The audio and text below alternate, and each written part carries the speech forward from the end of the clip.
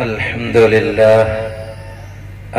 لله وكفى وسلام على عباده الذين اصطفى وأصلي وأسلم على نبينا المصطفى وعلى آله وصحبه نجوم الهدى وقادة التقى. أما بعد، فقد قال النبي صلى الله عليه وسلم: أملك عليك لسانك وليسع بيتك وليبكي على خطيئتك، او كما قال صلی اللہ علیہ وسلم. درود شریف پڑھ لیں. اللهم صل على سيدنا مولانا محمد وعلى آل سيدنا مولانا محمد كما باركت وترحمت وتعننت على سيدنا إبراهيم انکا حمید مجید. قابل قدر علماء کرام، بہت ہی معزز سامعین اعظام، اللہ رب العزت والجلال کا لاکھ لاکھ احسان اور اس کا شکر ہے کہ اس نے ہم سب کو اپنی کتاب، اپنے دین کی نسبت پر اکٹھا ہونے کی توفیق عطا فرمائی.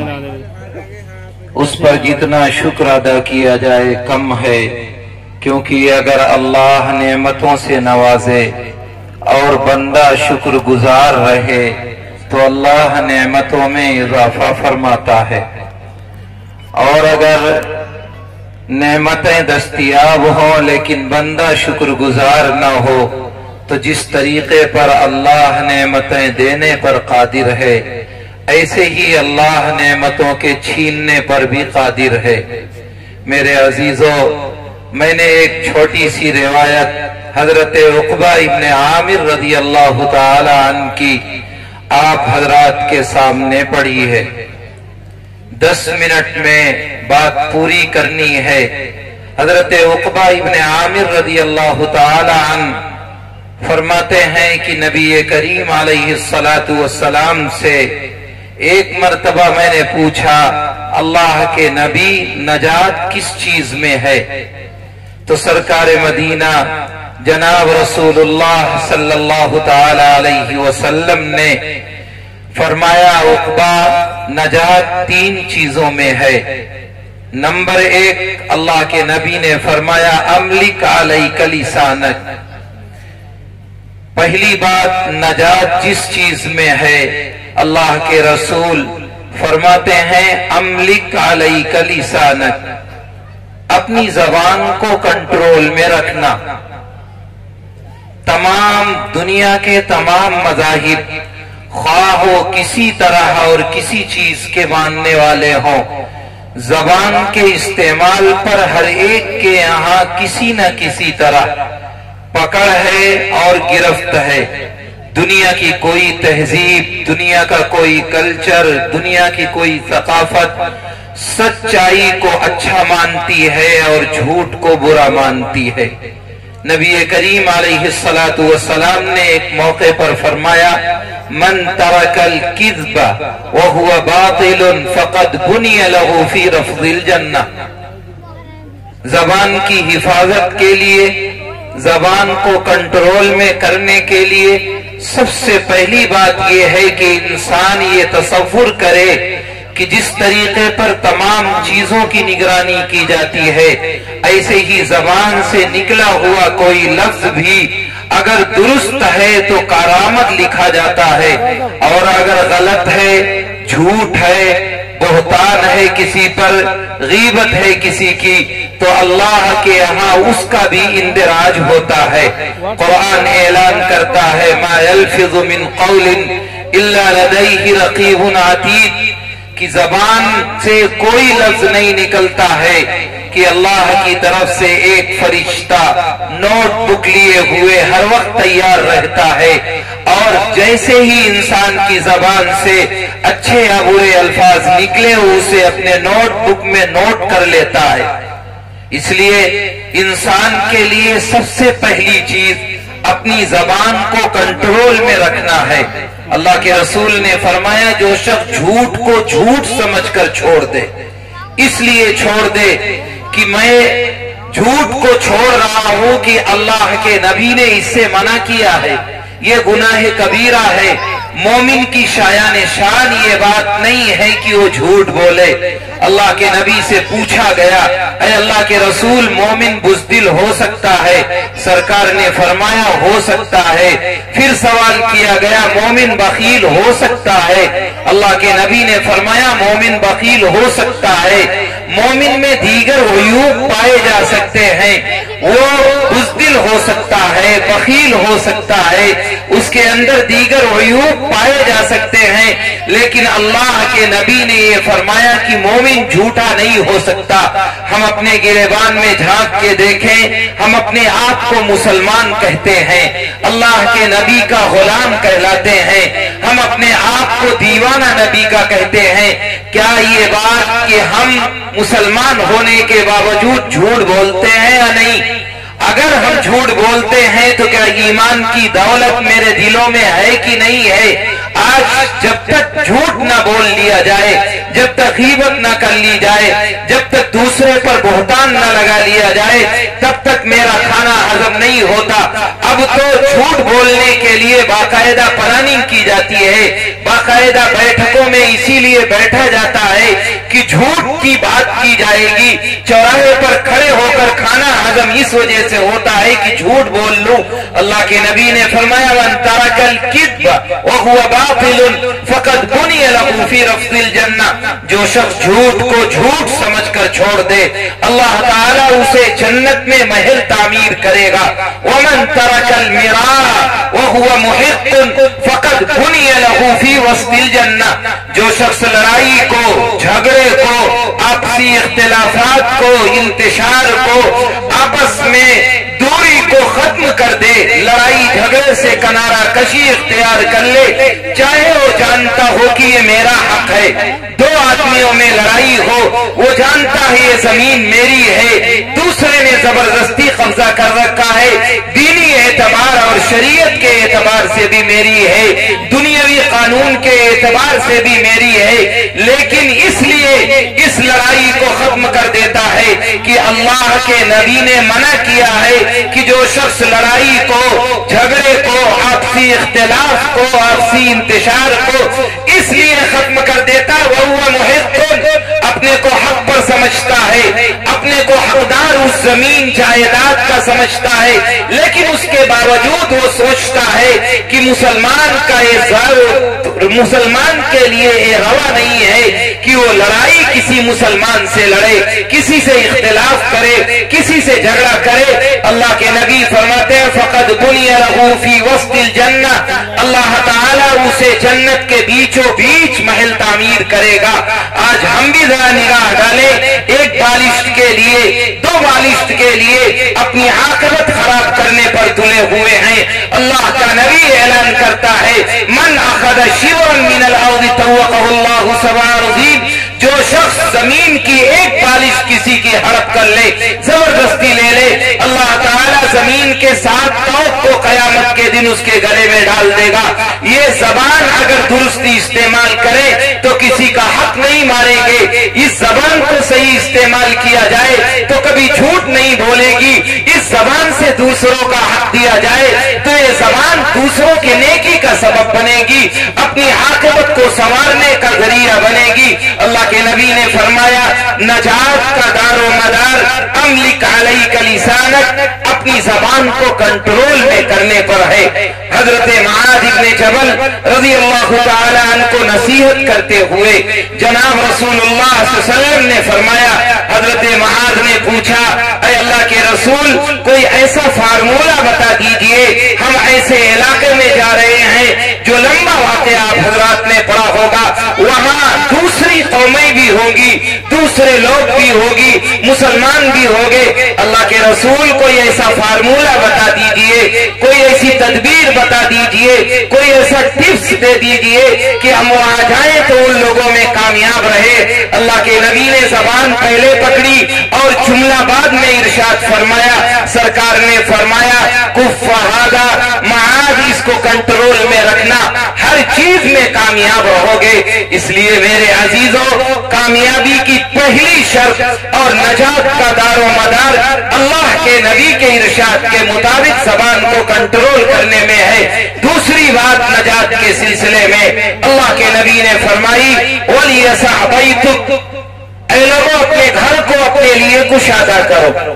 جو ٹائم آپ کا فارغ ہو، خالی ہو، چوراہوں پر گزارنے کے بجائے، مٹر گشتی کرنے کے بجائے، چائے کی دکانوں پر بیٹھنے کے بجائے اپنے گھر میں گزارنے کی کوشش کرو۔ اپنے گھر میں رہو گے، اپنے بچوں کی نگرانی ہوگی، ان کی تربیت ہوگی، ان کی دیکھ ریکھ ہوگی۔ آپ اس بات پر قادر ہوں گے کہ جب آپ وقت پر گھر آئیں گے تو آپ کی اولاد بھی وقت پر گھر آئے گی۔ اور اگر آپ نے غلطی کی اور آپ بے وقت 12 بجے، 1 بجے، 2 بجے گھر آئیں گے تو اولاد جو آپ کی تربیت میں ہے، جس کی دیکھ ریکھ آپ کے ذمے ہے، جس کے بارے میں قیامت کے دن اللہ کے نبی نے فرمایا کہ آپ سے پوچھ ہوگی کلکم راعٍ وکلکم مسئول عن رعیتہ، تم میں سے ہر ایک نگراں ہے، اس کے بارے میں آپ سے پوچھ ہوگی۔ یہ بچے، یہ اولاد، یہ بچیاں، یہ گھر کے لوگ جو آپ کی ماتحتی میں رہنے والے ہیں، ان کی دیکھ ریکھ آپ کی ذمہ داری ہے، ان کی تربیت آپ کی ذمہ داری ہے، ان کے معاملات درست کرانے کی ذمہ داری آپ کی ہے۔ ابھی حضرت مفتی صاحب کہہ رہے تھے ان نسلوں کی حفاظت کی ذمہ داری بھی آپ کی ہے۔ حضرت مولانا علی میاں رحمت اللہ علیہ، اللہ ان کی قبر کو نور سے بھر دے، حضرت نے عجیب بات انہی نسلوں کے لیے فرمائی تھی کہ لوگوں جس طرح اپنے بچوں کے گھر کے لیے ساز و سامان مہیا کرتے ہو، اس کی بیماری پر اس کا علاج کرتے ہو، اس کی دیکھ ریکھ کرتے ہو، اس کی تعلیم کا بندوبست کرتے ہو، اس کی تمام ضروریات کو پوری کرنا اپنے اوپر فرض سمجھتے ہو، اگر اسی طرح آپ نے اپنی اولاد کے ایمان کی حفاظت نہیں کی، اسے مسجد کا راستہ نہیں دکھایا، اس کے دل میں نبی کریم علیہ الصلوۃ والسلام کی محبت نہیں ڈالی، تو تم نے اولاد کے لیے سب کچھ کر لیا ہو لیکن تم نے اس کے لیے کچھ نہیں کیا۔ یہاں معتبر علماء بیٹھے ہوئے ہیں، اللہ کے نبی نے قرآن پاک میں ایک جگہ کو اللہ اعلان کرتا ہے وَلَا تَقْتُلُوا أَوْلَادَكُمْ خَشْيَةَ إِمْلَاقٍ، اے لوگوں اپنی اولاد کو مفلسی کے ڈر سے قتل مت کرو۔ مفسرین نے بہت ساری تفسیریں لکھی ہیں، لیکن ایک تفسیر مفسرین کی یہ ہے کہ وہ اگر کوئی شخص اپنی اولاد کو دینی تربیت نہ کرے تو کل قیامت کے دن جیسے وہ لوگ جو اپنی اولاد کو قتل کر دیتے ہیں یا پہلے زمانے میں قتل کر چکے ہیں، اللہ ان مجرمین کو جس لائن میں کھڑا کرے گا۔ اگر اپنی اولاد کو ہم نے دین نہیں سکھایا، میں عالم کی بات نہیں کر رہا ہوں کہ آپ عالم بنائیں، آپ حافظ بنائیں، آپ اسے مفتی بنائیں، نہیں، اتنا دین سکھائیں، اتنا دین سکھائیں کہ جس سے وہ حلال اور حرام کی تمیز کر لے، وہ جائز اور ناجائز میں امتیاز کر لے، اچھے اور برے میں فرق کر لے۔ اتنا علم سیکھنا اس کے لیے ضروری ہے۔ اگر اتنا بھی نہیں سکھایا آپ نے ان نونہالوں کو، ان آنے والی نسلوں کو، آپ نے ان کا خیال نہیں کیا تو قیامت کے دن وہ مفسر لکھتے ہیں کہ اللہ تعالیٰ قتل اولاد کے قتل کرنے والے زمرے میں ان لوگوں کو بھی کھڑا کرے گا جو اپنی اولاد کو اتنا بھی دین نہیں سکھا سکے۔ وَلْيَسَعْ بَيْتُكَ، اپنے گھر کو اپنے لیے کشادہ کریے، ان اولادوں کی فکر کیجئے۔ آج طرح طرح کے اعتراضات ہماری نسلوں پہ آ رہے ہیں، ہر ایک کہتا ہے اخبار کی سرخی دیکھ کر کے، اخباروں کی خبریں پڑھ کر کے آج میری بچیاں اتنی مرتد ہو گئی، اتنا غیروں کے ساتھ بھاگ گئی اور اتنوں نے ایک کام کر لیا۔ میرے عزیزوں ذرا اپنے گریبان میں جھانک کے دیکھو اور یہ غور کرنا کہ کیا میری بچی کسی غیر اسکول میں پڑھتی ہے یا نہیں پڑھتی ہے؟ اگر پڑھتی ہے تو بہت اچھا پڑھائیے، تعلیم دینا ضروری ہے۔ اگر آپ نے اس کے لیے دینی ماحول میں انتظام نہیں کیا ہے، کیا وہ دن بھر غیروں کے ماحول میں رہ کر کے شام کو آپ کے گھر آتی ہے تو کیا شام کو آپ اس کی تربیت کے لیے دینی مجلس کا انتظام کرتے ہیں؟ گھر میں کوئی دینی کتاب پڑھی جاتی ہے، سیرت کا کوئی انتظام ہوتا ہے؟ اگر ہے آپ کا گھر کے اندر تربیت کا تو بہت اچھا، اور اگر آپ صرف صرف زبانی دعوے دار ہیں کہ میری بچی نے غلط قدم اٹھا لیا، اس نے گناہ کر لیا اور اس نے غلط لائن پر چل پڑی. جو بچی 3 سال اور 4 سال سے لے کر کے 16 سال تک غیروں کی تہذیب میں، غیروں کے کلچر میں، غیروں کے ماحول میں، غیروں کی تعلیم گاہوں میں پڑھے گی، وہ 18 اور 19 سال کے بعد اگر کوئی قدم غلط اٹھا لے تو اگر میں کہوں کہ 90% ماں باپ مجرم ہے تو شاید غلط نہیں ہوگا. 10% اس کی غلطی کہہ سکتے ہو، اس سے زیادہ نہیں کہہ سکتے ہو. اس لیے میرے عزیزوں، اپنے اندر اپنے بچوں کی تربیت کی فکر کرو. اور اللہ نے تمہیں اتنی دولت دی ہے کہ تم چاہو تو ہر گاؤں میں بچیوں کے ادارے قائم ہو سکتے ہیں. بہت دن زکات کے پیسے تم نے دے لیے، صدقات کے پیسے مدارس میں دے لیے، اپنی نسلوں کی حفاظت کے لیے اپنی قیمتی پونجی بھی خرچ کرنے کے لیے اگر تم نے گوارا نہیں کیا تو دنیا کے حالات انتہائی سخت ہیں اور دن بدن خراب ہوتے جا رہے ہیں. موقع بار بار نہیں آتے، حالات بار بار نہیں سدھرا کرتے. دنیا کے حالات کیوں کروٹ لے رہے ہیں؟ اگر میری آنکھیں نہ کھلی اور ہم نے اپنی اولاد کی فکر نہ کی، آنے والی نسلوں میں یہ دہریہ ہوں گے. انہیں جنازہ پڑھانے والا کوئی نہیں ملے گا، انہیں دین کی باتیں بتانے والا کوئی نہیں ملے گا. یہ قیمتی پونجی بینک بیلنس رہ کر کے تم اور ہم خاک میں ہو جائیں گے. اولاد انہیں حرام کام میں استعمال کرے گی. دنیا کی تاریخ نے دیکھا ہے اور حالات بتاتے ہیں کہ جو قومیں ایک مرتبہ عبرت نہیں لیتی، 2 مرتبہ عبرت نہیں لیتی، اللہ انہیں دوبارہ موقع نہیں دیتا. روس کے حالات تم پڑھ لو، 100 سال ایسے گزرے ہیں کمیونسٹوں کی حکومت میں کہ یہ مسلمان کون سا علاقہ ہے جہاں امام بخاری پیدا ہوئے، بخاری شریف لکھی گئی، جہاں امام ترمذی پیدا ہوئے، ترمذی شریف لکھی گئی، جہاں علامہ مرغینانی پیدا ہوئے اور ہدایت جیسی معتبر کتاب لکھی گئی. لیکن امام بخاری کا پیدا ہونا، امام ترمذی کا پیدا ہونا، علامہ مرغینانی کا پیدا ہونا کام نہیں آیا. جب قوم سو گئی تھی تو اللہ نے کمیونسٹوں کو مسلط کیا اور 100 سال مسلمانوں پر میرے عزیزوں ایسے گزرے ہیں کہ قرآن پڑھنا تو دور کی بات ہے، قرآن دیکھنا انہیں نصیب نہیں ہوا ہے. کیا اس دن کا انتظار کر رہے ہو جب ان گھروں سے نکال دیا جائے گا؟ کب اللہ سے توبہ کرو گے؟ کب اپنی اولاد کی فکر کرو گے؟ کب ان کی تربیت کی کوششیں کرو گے؟